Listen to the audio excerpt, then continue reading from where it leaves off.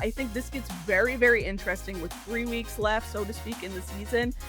You're about to see what teams are really made of, and I have been saying it for a while. Somebody's gonna get elbowed out of the playoffs. Let's focus in on Fee and talk about the Lynx for a second because they have their playoff spot in the bag. Like they are ready to go. They are going to be seeing the postseason this year. Do you think that they're going to slow down a little bit at all, or do you think that they're going to still be going full force towards the end of this regular season? Yeah, they're not slowing down, absolutely not. The the Lynx have I won't even say revenge on their mind, but maybe vindication on their mind, right? They just lost the WNBA finals to the New York Liberty, and we all talk about this 5 game series that came down or didn't come down to a certain call that happened that the Lynx believe they were robbed of this WNBA, championship. So yeah, I don't see them slowing down whatsoever. And I think you kind of see that with the way the Lynx had been playing with Nafisa Collier out. She's been out for a couple of weeks now with an ankle injury. And even if she comes back, like, yeah, I think the Lynx, you've got to keep your foot on the gas, right? Like, you've got to get through the entire postseason and then get back to the WNBA finals. So you can't afford to take your foot off the gas because on the other end, you have the New York Liberty who are also trying to get Stewie back. Brianna Stewart's going to come back, right? She's been out with a leg injury. And they also have the vindication on their mind in terms of winning back to back, right? There's been a lot of narratives about can the Liberty win back to back championships, and they want that to happen too. So, yeah, I don't see any of these teams slowing down. There is very much a chance that these teams will see each other again, whether that's in the WNBA finals or in the playoffs in general. And neither team is going to let the other one, or at least they're going to go in with the goal to not let the other one beat them, of course, and get back to where they want to be. If there's one thing about the New York Liberty is that Sabrina is she is putting on a show, just like showing up in order to continue this run because I think that with Stewie going out, she was just like, "Okay, say less. I'm getting in here and I'm going to push this team to the finish line." And I think that she's doing a great job with the supporting cast as well, of course. But I have high hopes that the Liberty is going to make a pretty solid postseason run. Yeah, I mean, I would say don't sleep on the Liberty, right? Like they've proven that they have some of the best depth in the league. And if they get healthy too, because it's not just Stewie, you've had other players who've also been out with injuries. But if they get healthy in this stretch here, yeah, I could for sure see them making a deep run. And yeah, the Liberty have proven that when they are on and clicking, there's really not any teams in the league that can hang with them like that. Maybe except for the Minnesota Lynx, who again have that bitter taste in their mouth from losing the finals. So we'll see what happens down the stretch. I want to talk a little bit about a team that you are very familiar with. You have the chance to cover in your state, the Atlanta Dream. I mean, I'm not trying to downgrade any other team that we've just spoken about, but the Dream have been absolutely incredible. Are we looking at a team that is possibly making a finals run? I mean, I wrote about this the other day, shameless plug, I did. But I basically wrote about taking the Atlanta Dream serious as WNBA title contenders. So what I mean by that is I think a lot of people were like, hey, we'll see what the Dream do this season, right? You get 15 wins last year. If you get to 20, that's a win on the season. Like, chalk it up. Like, thanks so much. That's fantastic, right? You had a brand new coach. Half the roster is new too. Like, anything over 15 wins is probably good, right? But the Dream aren't just at 15 wins. They're at 22 plus now, right? And not only that, they're sitting in the top 5. Yeah, top 5 of multiple team categories this year. That's super impressive for a rookie head coach who's never coached in the W before. Obviously, he had 2 decades worth of college experience, but the W is a different beast, so to speak, right? So you're in a different lane right now. You've got a brand new roster to you, and half the roster in general has not been on the Atlanta Dream, franchise, been with the franchise. So I think this is super impressive. And what's more is I think before, if you've been following the Dream for the last couple of seasons, they might not have taken advantage of such a leeway that they've had in the last several weeks with New York having injuries, which is unfortunate, but like they have surpassed New York in the standings and been around that 2-3 spot and most recently at 2. And that's very impressive because the Dream have done it also with injuries. They've not had their entire squad together nearly as much as some of the other teams. And you've had their starting point guard out for a time, Ryan Howard also out, Brittany Griner also out. Like you've had any excuse you could have given Atlanta not to succeed, they probably you've probably been valid in that. But Atlanta's done really, really well, and I think they've done it much with the through the leadership of Jordan Canada when she's been there. I think they've done it with the leadership of Alicia Gray when she's been there. Ryan Howard, of course, as well. Bree Jones, who is super, super underrated. Naz Hillman, who has a Sixth Player of the Year campaign going. Like I could go on and on about this Atlanta Dream Team because I think they're a really hidden gem. And maybe a lot of people probably been sleeping on them a little bit, but if you're paying attention, Atlanta has a chance to really do something special. So I would keep my eye on them as someone who could potentially, ruffle little feathers for this playoff bracket. Meg, I'm gonna put you right at the top and say that you've been talking about Alicia Gray and the Atlanta Dream since before the season even started. Yeah. So like you've been there, you were first in line.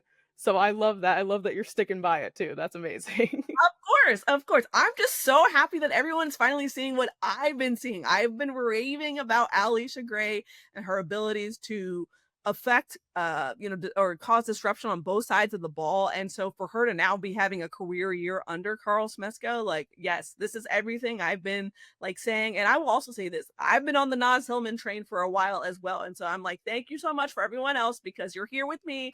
Now you see what I see. When Nas just does all the little things, and I think a lot of it is that she doesn't have a very like sort of what I call a loud game, right? Like you don't see a lot of the big flashy type stuff. But you turn on that film and she's everywhere.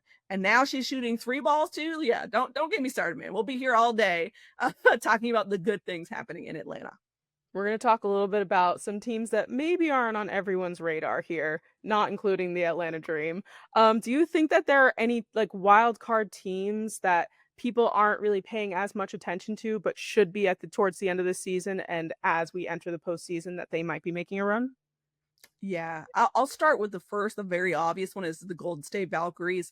They're at 18 wins, which is the most for any expansion franchise in their debut season. Phenomenal job of Natalie Nakase and her staff. I would also give you the Los Angeles Sparks. They look like they were just completely decimated there for a little while. They get Cam Brink back. They go on a win streak, right? You are doing some really, really good things. You can climb yourself out of essentially the bottom parts of the standings, right? And I'll give you another one. It's the Washington Mystics. Even without Brittany Sykes, who is not there anymore, she is now off in Seattle. But the Mystics have. I'm trying to think of what's the best word to describe this. The Mystics are just gritty. Yeah, that's probably the one I got. Like they're just gritty. Yeah. Sonia Citron, Kiki Iriafin, Shakira Austin, Steph Dolson. Like you've got quite a bit of pieces there that are they're kind of humming a little bit now. They're still a little bit out of the standings in terms of potentially being on that line to make the playoffs, but they're a gritty squad, and they just beat the Sparks the other day, which helps their case in terms of moving up in the standings and potentially snagging a spot in that 8th seed. So keep your eyes on the Mystics as well. I think this gets very, very interesting with 3 weeks left, so to speak, in the season. You're about to see what teams are really made of. And I have been saying it for a while. Somebody's going to get elbowed out of the playoffs. And I think that we're going to be seeing this bracket change quite a little bit here over the next couple of weeks. Really, slots 2 through 5 and then 6 through 10 are just all over the board right now. There's really like from day to day it changes, but keep your eyes on those teams. All right, let's talk a little bit of Rookie of the Year with you. And of course, we have Paige Beckers up at the top. But there are so many other rookies from this class that are performing so well this season. Give me a couple of other possible rookies that could get voted on when that time does come around. Ooh, so I will say this. I think Paige Beckers obviously leads this rookie class, right? Like she was the number 1 overall pick for a reason. She's had more on her plate than any other rookie this season, and that was to be expected. Dallas drafted her with that in mind. But I do think that it's become a very interesting conversation, if you've been paying attention to the rumblings on the internet and on social media, about whether or not Paige Becker's potential Rookie of the Year award will be unanimous. So I think this becomes a very interesting conversation because it's not that anyone's really outplaying her per se, but you have several players who are still doing very, very well and could make voters maybe think twice about having Beckers be their Rookie of the Year. For example, I'll give you Sonia Citron with the Washington Mystics, and I'll give you Kiki Iriafin as another. So Kiki Iriafin leads all rookies in double doubles, And then Sonia Citron, while she doesn't necessarily have like the big flashy game, but she's just super consistent. She's super smooth. She is one of those players, what you call like a glue player. So she's typically all over the floor, cleaning up possessions, deflections, getting those critical rebounds, steals, timely shots. Usually a big three ball is usually what you can expect from Sonia Citron. She doesn't really get sped up a whole lot. She is just calm, cool, and collected, and you don't see that a whole lot from rookies. So her and Kiki have been a lot of the, I would say, the noise that is coming out of the Mystics, and they're really critical to that engine. So it makes me think, is there a world which exists in which Paige Beckers doesn't get unanimous Rookie of the Year? And I say that because it just happened last year. We watched Caitlin Clark get most of the votes, and there was one vote that was for Angel Reese. And so I remember that being a conversation of, oh my gosh, why is this not unanimous? Because a couple of things. Well, one, voters are voting on who they feel is the best person. If that's what they feel, that's what they feel. But two, you're asking 50 to 60 plus people to all agree on the same thing, and that sometimes it just doesn't happen. So I always try to keep my head on a swivel and keep my eyes open as a voter myself and say, is there a world that exists in which that could very much happen? And I think we might see that happen. If Sonia Citron and Kiki Iriefin help Washington get to the playoffs, and let's say that Citron is responsible for a game-winning shot or just critical plays down the stretch or a really big game, yeah, you might see her snag some votes, which makes that conversation very interesting. And so I don't think that Paige Beckers is undeserving, because in my mind, she's Rookie of the Year. But I just think it becomes very interesting about how this play shakes out down the back half of the year and whether or not people think that Sonia actually has a case for Rookie of the Year consideration. Plus, not to mention, you said that the Mystics are a possible wild card team to be getting into the postseason. I don't think that we'd be talking about that if they didn't have Kiki and Sonia on that team, which I think is huge. Yeah, for sure. I think again, this becomes a very, very big conversation of just how much impact are these rookies having. And so I think when you look at that and you look at, okay, how do I vote? It's more so of like, hey, what's important to you? What do you value? Right? That's where this conversation becomes very objective from voter to voter, and that we may not get everyone on the same page. The other example is Asia Wilson was unanimous MVP last year, and I was actually somewhat shocked by that because by my own eyes, Asia had just an incredible and actually unparalleled season in both NBA and WNBA history. But you're asking everyone else to be on the same page, and sometimes that, pun intended, but but sometimes that doesn't actually happen, right? And so it's just keeping that option open and keeping your eyes and ears open to the possibilities.